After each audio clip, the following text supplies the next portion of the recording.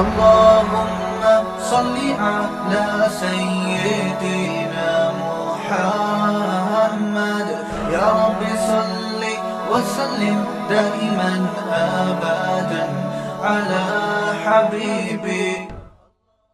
آپ کا بھی تو کوئی مقصد ہوگا نا بھائی, یا آپ بس انجوائے کرنے کے لیے پیدا ہوئے ہو لائف کو؟ یہ نہیں ہو سکتا, یہ ممکن نہیں ہے. تو اس لیے اللہ نے کہا کہ کوئی جواب, معقول جواب تلاش کر کے بتاؤ جو سمجھ میں آئے, کوئی عقل مند اس پہ غور کرے, بولے بھائی یہ واقعی صحیح جواب ہے. تو ہمارے پاس اس کا جواب نہیں ہے, کیونکہ یہ جواب بھی وہی دے گا جس نے ہمیں بنایا ہے. تو اللہ کہتے ہیں جب تمہارے پاس جواب نہیں ہے تو جو جواب میں دے رہا ہوں اس جواب کو مان لو. وہ جواب کیا ہے؟ وما خلقت الجن والانس الا لیعبدون, میں نے انسان اور جنات کو صرف اپنی عبادت کے لیے بنایا ہے. عبادت کا مطلب نماز روزہ نہیں ہے, عبادت کا مطلب غلامی, کہ میں دیکھنا چاہتا ہوں اما شاکرن و اما کفورا, کہ یہ میرا بن کے زندگی گزارتا ہے یا میری بغاوت کر کے زندگی گزارتا ہے. میں سمجھا پا رہا ہوں اپنی بات؟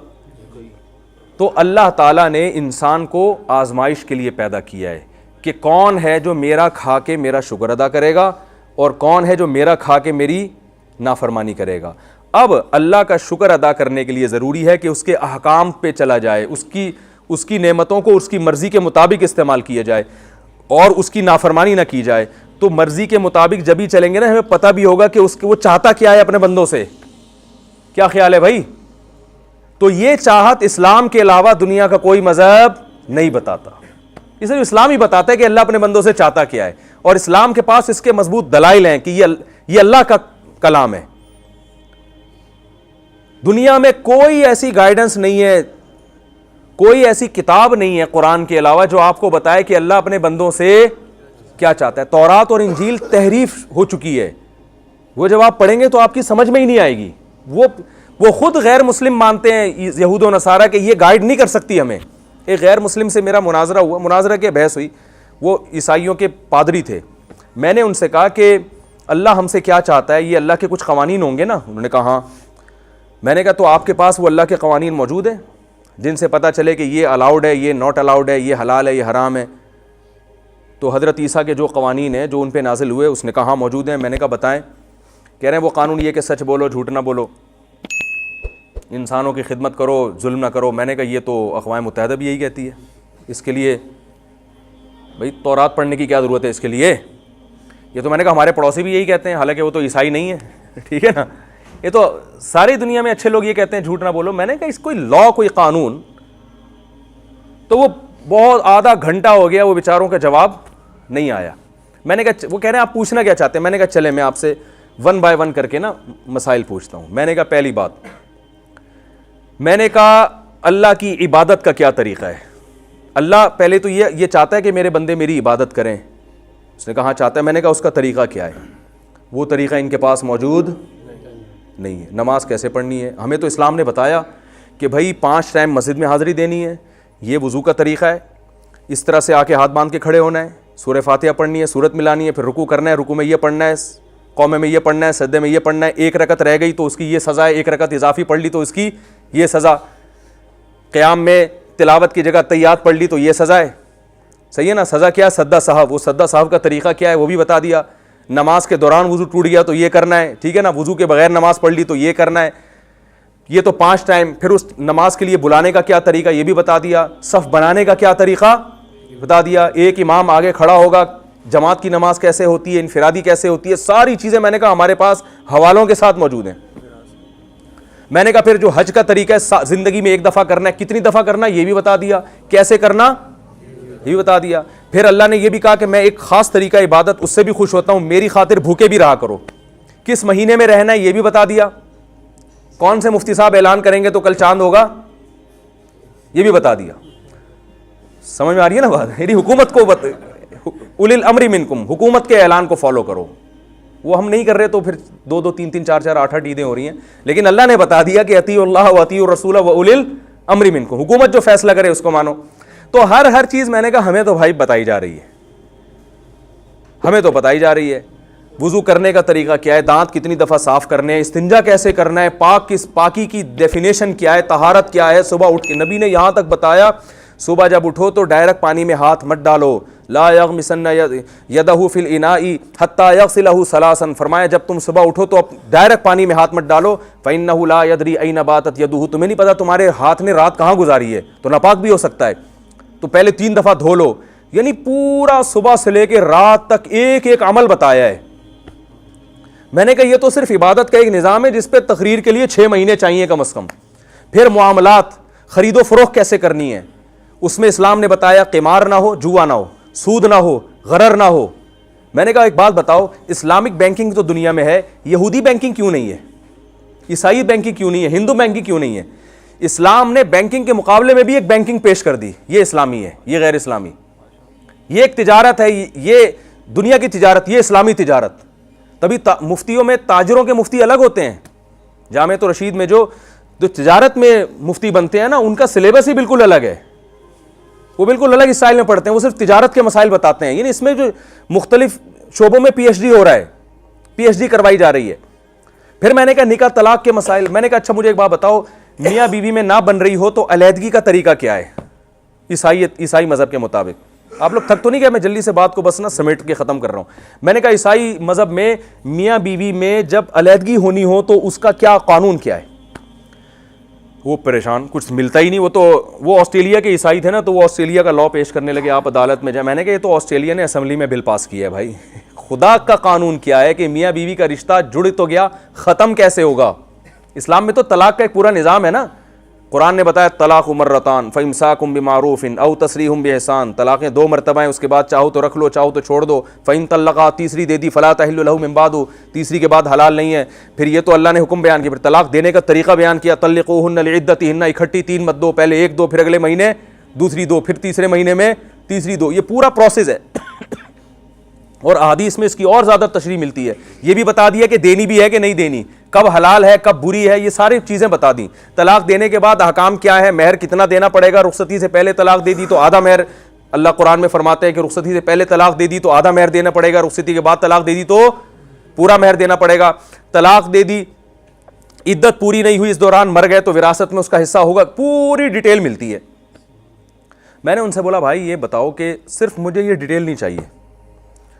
اب پوری بات تو مجھے یاد نہیں نا, میں تو کئی سال پہلے کی بات تھی, تو میں اس کا خلاصہ بیان کر رہا ہوں اپنے الفاظ میں. میں نے کہا مجھے یہ بتا دو کہ طریقہ کیا ہے.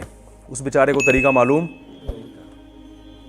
وہ کہنے لگا کہ بھائی عیسائی مذہب میں طلاق ہے ہی نہیں, شادی تو ہے. تو وہ کہہ رہے ہیں ہے ہی نہیں. میں نے کہا اچھا ہے ہی نہیں. میں نے کہا کیوں؟ میں نے کہا وہ کیوں نہیں ہے؟ کہہ رہے ہیں اس لیے کہ اللہ چاہتا ہے میاں بیوی جڑ کے رہیں, ان میں کبھی بھی علیحدگی نہ ہو. میں نے کہا ماشاءاللہ اللہ چاہتا ہے, یقیناً چاہتا ہے کہ میاں بیوی محبت سے رہیں, علیحدگی نہ ہو, لیکن اللہ تو چاہتا ہے لیکن میاں بیوی نہیں چاہ رہے. مسئلہ یہ ہے کہ جو بعض دفعہ وہ نہیں چاہ رہے ہوتے بھائی, یا بعض دفعہ بیوی چاہ رہی ہوتی ہے, میاں نہیں چاہ رہا ہوتا, میاں چاہ رہا ہوتا ہے, بیوی نہیں چاہ رہی ہوتی. کہہ رہے نہیں عیسائیت میں طلاق نہیں ہے کیونکہ ان کو فورس کیا گیا اب محبت سے رہو.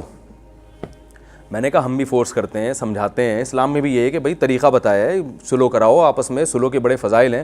لیکن بعض دفعہ میں نے کہا چلو میں آپ سے ایک سوال پوچھتا ہوں کہ فرض کر لو اللہ نہ کرے آپ کی بیٹی کی شادی ہوئی اور وہ ہیروئنچی نکلا داماد. میں نے کہا اللہ چاہے گا کہ ہیروئنچی کے ساتھ یہ زندگی گزارے ہے بھائی؟ یہ ظلم نہیں ہے اس لڑکی پر کہ اس کو کوئی علیحدگی کا کوئی طریقہ تو ہوگا نا؟ یا وہ بے تحاشا مارتا پیٹتا ہے, سگریٹ سے جلاتا ہے. کہہ رہے نہیں عیسائیت میں طلاق نہیں ہے کیونکہ پھر ہم جو ہے نا, کیونکہ وہ عورت اپنے اخلاق سے اس کو سدھار دے. وہ اپنے اخلاق سے کیا کرے گی؟ اپنے شوہر کو. تو میں نے کہا یار اگر آپ پہ اللہ نہ کرے یہ گزری ہو تو پھر اس کے بعد بھی آپ کا یہی تبصرہ ہوگا ہے؟ کیا ساری دنیا اخلاق سے سدھر جاتی ہے؟ اگر اخلاق میں اتنی جان ہوتی تو دنیا میں جتنے ممالک ہیں وہ پولیس ان کے پاس ہوتی, وہ ایک اخلاق سینٹر کھول لیتے. کیا خیال ہے بھائی کہ بھائی جو دنیا میں جرم ہوگا اخلاق سینٹر میں لے جاؤ, وہاں نیک لوگ بیٹھے ہوئے ہیں جو ہر بات سے پہلے پلیز بھی لگاتے ہیں, آخر میں تھینک یو بھی لگاتے ہیں, بڑی تمیز سے بات کرتے ہیں, تحفے تحائف دے کے. میں نے کہا جو بڑے مجرم ہوتے ہیں نا وہ انہی کو لوٹ کے نکل جائیں گے وہ. تو پھر وہ نا کنفیوز ہو گیا.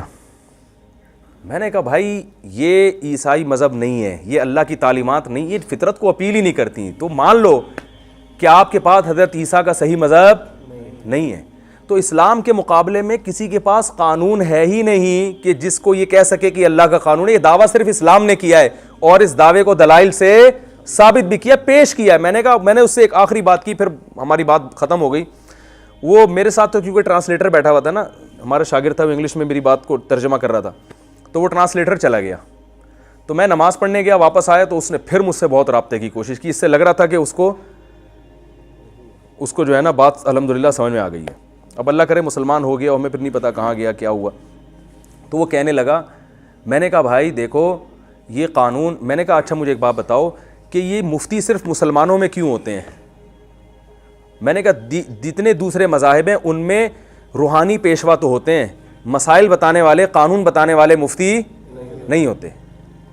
میں نے کہا ہمارے پاس تو صبح شام لوگوں کی کالز آتی ہیں, یہ جائز ہے, یہ ناجائز ہے, یہ حلال ہے, یہ حرام ہے. تو ہندوؤں کے روحانی پیشواؤں کے پاس کیوں نہیں آتی, عیسائیوں کے پاس, یہودیوں کے پاس کیوں نہیں آتی؟ روحانی پیشوا ہوتے ہیں دم درود کے لیے اور یہ سب دعاؤں کے لیے ہوتے ہیں. مسائل جب بھی بات آئے گی تو کہیں گے بھائی یہ وکیل سے پوچھو, قانون تو وکیل جانتا ہے. میں نے کہا ہمارے ہاں وکیل سے الگ پوچھا جاتا ہے, علماء سے الگ پوچھا جاتا ہے. عدالت جب خلا کی ڈگری دیتی ہے وہ پاکستانی قانون ہے, لوگ آ کے مفتیوں سے الگ پوچھتے ہیں کہ اکارڈنگ ٹو شریعہ یہ ڈگری صحیح ہے یا نہیں ہے, اکارڈنگ ٹو اسلام یہ صحیح ہے یا نہیں ہے. میں نے کہا اس سے پتہ چلتا ہے کہ اسلام کا ایک باقاعدہ لا ہے. تو جس مذہب کے پاس اللہ کے قانون ہی نہ ہو تو وہ مذہب آپ کو گائیڈ کیسے کرے گا بھائی؟ تو یہ تو اللہ نے اسلام کے علاوہ کسی کو پنپنے دیا ہی نہیں ہے. تو ہمیں جو پیدا کیا ہے یہ دیکھنے کے لیے کہ آپ اس اسلام کے قانون کو فالو کرتے ہو یا نہیں کرتے. اور اللہ نے ایک آسانی رکھ دی, اللہ نے فرمایا ما جعل علیکم فی الدین من حرج, میں نے تمہیں آزمائش کے لیے پیدا کیا مگر وہ زیادہ سخت آزمائش نہیں رکھی ہے کہ تم مصیبت میں پڑ جاؤ, کیونکہ غفور الرحیم ہے, رحمان ہے, آسان دین بنایا. اللہ یہ بھی کر سکتے تھے کہ دن میں 25 نمازیں پڑھو, تو اللہ نے 5 نمازیں رکھ دیں, اور وہ بھی کتنے فاصلے پر ہیں بھائی, 20 منٹ لگتے ہیں ایک نماز میں, اور اس میں بھی ہمارا فائدہ ہے. اللہ یہ بھی کر سکتے کہ سال میں 6 مہینے روزے رکھو, اللہ نے کہا پورے سال میں صرف 1 مہینہ, اور وہ 1 مہینہ بھی اللہ کہہ سکتے تھے کہ 22 گھنٹے کا رکھو. اللہ نے کتنا کہ صبح سحری طبیعت سے پھوڑو, ویسے تو اللہ نے کھانے کا کہا لیکن ہم پھوڑتے ہیں, جتنا کھاؤ کوئی پابندی نہیں ہے. افطاری بھی جلدی کرنے کا حکم دیا کہ خامخواہ کی ٹینشن لینے کی ضرورت بولو بھائی نہیں ہے, بس جب غروب آفتاب تک, وہ بھی صرف 1 مہینہ. تو یہ مشکل احکام ہے.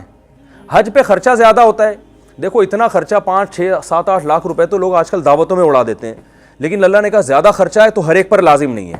جس کے پاس پیسہ ہے صرف وہ حج کرے گا, اور وہ بھی پوری زندگی میں صرف. کتنا آسان دین بھائی. زنا کو اللہ نے حرام کر دیا. اب عیسائیوں نے بھی زنا کو حرام کیا لیکن انہوں نے نکاح کی بھی حوصلہ شکنی کی, تو اللہ نے زنا کو حرام کر دیا لیکن حلال کے راستے کھول دیے. بر وقت نکاح کرو, بالغ ہوتے ہی نکاح کرو, جیب میں پیسے نہیں ہیں گھبراؤ نہیں. ان یکونوا فقراء یغنیہم اللہ من فضلہ, فقیر ہوگے اللہ مال میں برکت دے دے گا. حوصلہ افزائی کی, حلال کے دروازے کھول دیے. پھر حرام جو کھانے پینے کی جو چیزیں حرام کی, اس میں بھی اللہ نے ہمیں حوصلہ دیا, فرمایا کہ یہ چائنا والے جو کتے بلی کھا رہے ہیں اور سب کچھ کھا رہے ہیں, تم پہ پابندی یہ نہ کھاؤ وہ نہ کھاؤ, تو گھبراؤ نہیں, یہ تمہیں ٹینشن دینے کے لیے نہیں ہے. تم انسان ہو, کلو من الطیبات, پاکیزہ کھاؤ نا, گند میں کیوں منہ مار رہے ہو جا کے بھائی. جیسے ایک بچہ کہہ رہا ہے ابو وہ دیکھو وہ کھا رہا ہے, وہ کھا رہا ہے, وہ کھا رہا ہے, اور آپ بچے کو کہتے ہیں بیٹا میں تمہارے لیے شہد لے کر آیا ہوں, انجیر لے کر آیا ہوں, زیتون لے کر آیا ہوں, میں تمہیں ساری دنیا کی ساری چیزیں کھانے سے منع تھوڑی کر رہا ہوں. میں کہہ رہا ہوں وہ فلاں چیز کھا رہا ہے, وہ فلاں چیز کھا رہا ہے, اس سے دانت بھی خراب, پیٹ بھی خراب, یہ کھاؤ نا, یہ مزے بھی زیادہ ہے اور یہ پاکیزہ بھی ہے. تو اللہ بھی کہہ رہے ہیں کہ مردار مت کھاؤ, حلال کر کے کھا لو. ارے وہی آپ ایک بکری کچرے سے اٹھا کے کھا لیں اور ایک ہے بسم اللہ اللہ پڑھ کے اس کو ذبح کر کے کھا لیں, تو زیادہ اچھا کون سا ہے؟ اگر اللہ نے یہی منع کر دیا تو گوشت کھانا ہی نہیں ہے, تو ٹینشن میں آ جاتے ہیں ہم. گوشت میں بہت ساری اقسام گوشت کی حلال کر دی, جو ناپاک جانور تھے ان کو کیا کر دیا؟ حرام. کیونکہ حلال اتنا زیادہ ہے کہ ہمیں حرام کی طرف جانے کی ضرورت نہیں ہے. نظر کی حفاظت کا حکم دے دیا تاکہ آپ کی محبت کس کے لیے خالص ہو جائے؟ بیوی کے لیے. یہ نظر کسی اور پہ نہ پڑے. اس سے بیوی کو محبت ملے گی, اور وہ جو اپنے باپ کے گھر کو چھوڑ کر آئی ہے اس کے ساتھ وفا ہوگی, تو آپ کی بیٹیوں کو بھی فائدہ ہوگا مستقبل میں.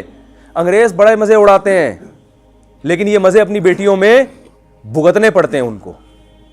یہی وجہ ہے کہ اب بیٹیاں پیدا کرنا ہی چھوڑ دی, اولاد پیدا کرنا چھوڑ دی انہوں نے. یار چھوڑو اس ٹینشن میں کون پڑے, جس کا نتیجہ کیا نکلا, ایک اور مصیبت کہ بڑھاپے میں تنہائی دور کرنے والا کوئی نہیں ہوتا. آپ جاؤ, آپ کو جاپان میں ملیں گی ایسی ویب سائٹس, بوڑھے آدمی کے لیے رینٹ آ بندہ. ہمارے یہاں تو رینٹ آ کار ہوتی ہے نا. ارے کسی بوڑھے کو دیکھا کرائے پہ بندہ بلا کے کہہ رہا ہوں مجھ سے بات کرو. ہمارے یہاں تو جو پوتے نواسے بہویں داماد اتنے ماشاءاللہ بڑھاپے میں ہوتے ہیں کہ تنہائی الحمدللہ نہیں ہوتی. تو وہاں کیا ہے کہ وہ رینٹے بندہ ہے باقاعدہ.